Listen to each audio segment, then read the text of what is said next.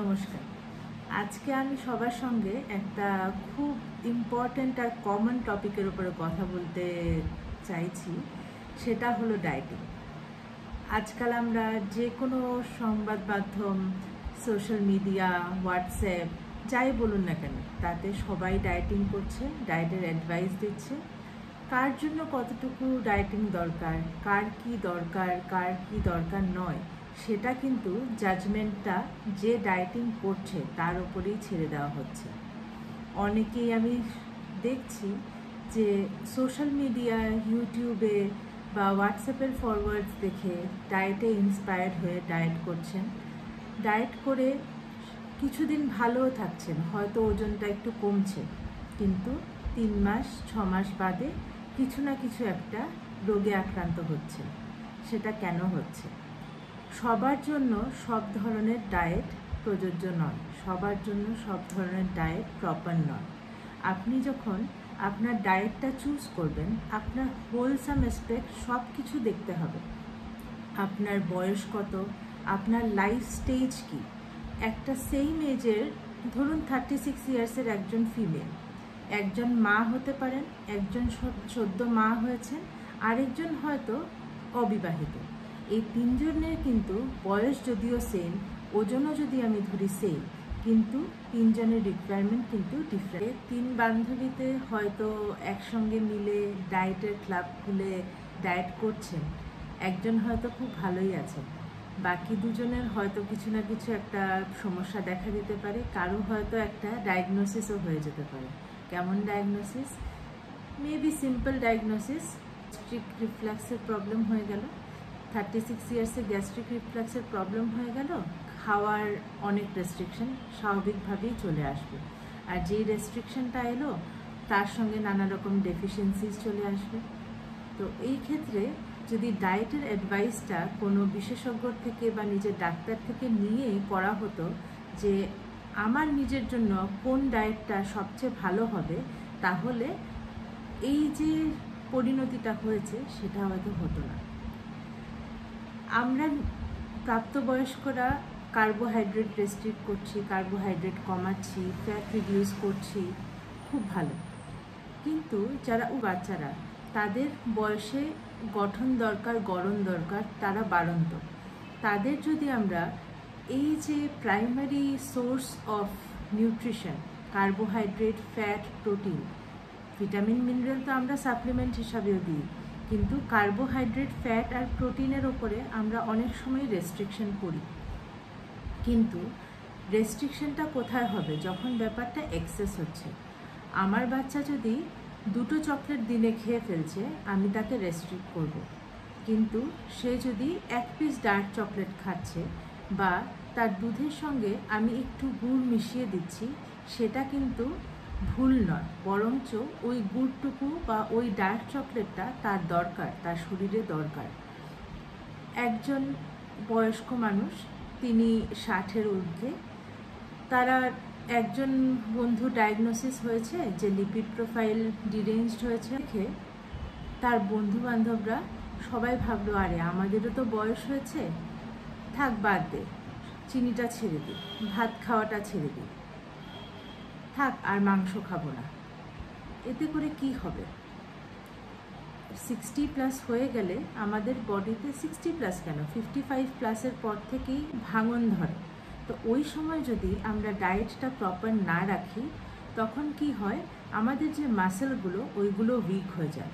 দেখবেন আস্তে আস্তে 70+ হলেই ম্যাক্সিমাম মানুষেরই জয়েন্ট পেইন, তার আগে হয়তো ছিল না। তো জয়েন্টটা কি আসলেও ড্যামেজড হয়ে গেছে? টেস্ট করলে দেখবেন জয়েন্ট খুব একটা বেশি ড্যামেজ নয়, কিন্তু আশেপাশের যে সাপোর্টিং মাসেলগুলো রয়েছে বা টিস্যুগুলো রয়েছে, সেগুলো শুকিয়ে যাচ্ছে। তো ওই মাসেলগুলো কেন শুকিয়ে যাচ্ছে?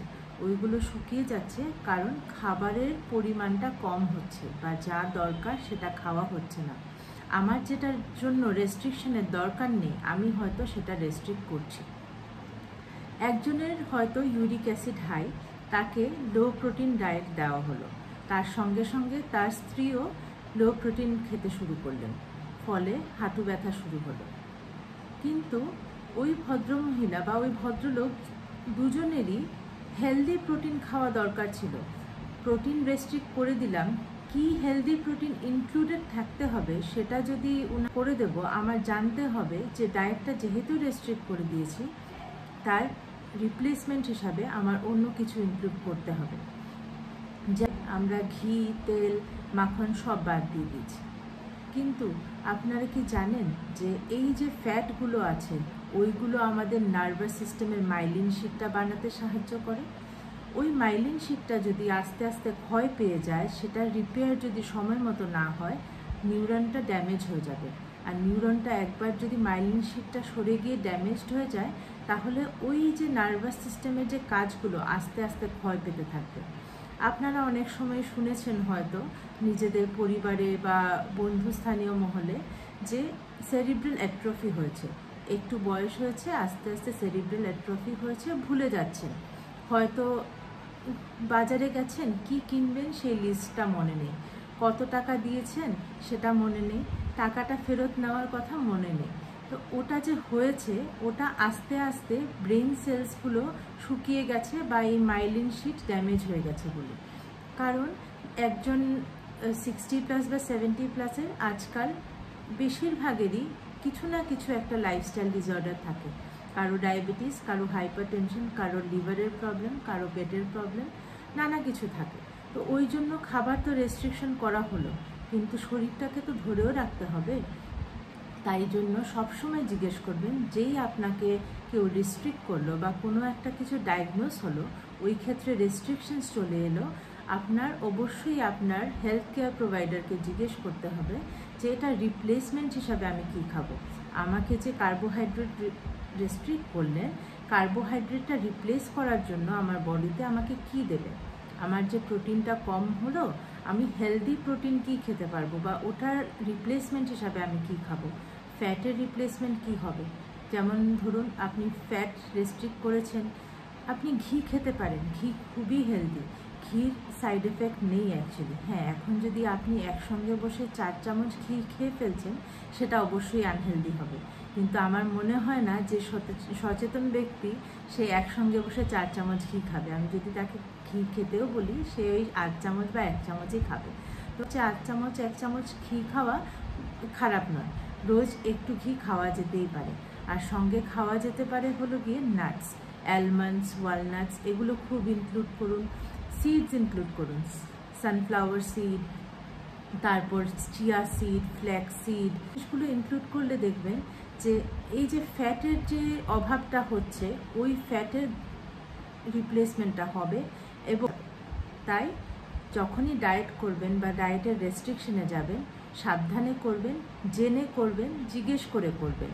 শুধু শুধু কোনো পোস্ট দেখে বা কেউ করছে তাই বলে করে ফেললাম সেটা করবেন না। যখন কাস্টমাইজ করার পসিবিলিটি আছে তখন কেন কাস্টমাইজ করবেন না। ডায়েটটা নিতান্ত আপনার জন্য কাস্টমাইজড হতে লাগবে। দুজন মানুষ যদি বাড়িতে থাকে তাও সেই দুজনের জন্য ব্যাপারটা কাস্টমাইজড করা যায়। আর কাস্টমাইজড করতে এমন কোনো প্রবলেম হয় না। লাগলে আপনি কাউকে সাজেশনের জন্য জিজ্ঞেস করুন যিনি এক্সপার্ট, কিন্তু কাস্টমাইজড করে তারপরই ডায়েটটা রেস্ট্রিক্ট করবেন। ভালো থাকবে।